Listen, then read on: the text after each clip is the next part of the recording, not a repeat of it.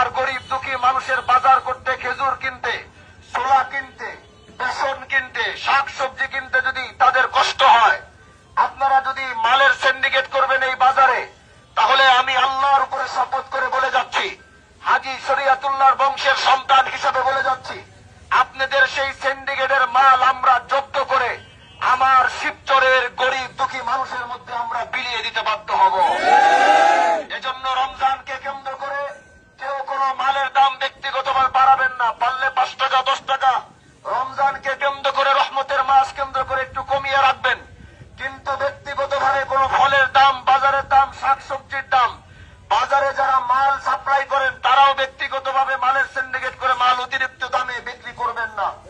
শেষ বার্তা এটাই বলছি, যদি করবেন তাহলে মনে রাখতে হবে আপনার সমস্ত মালের হক শিবচরের গরিব দুঃখী মানুষের হয়ে যাবে।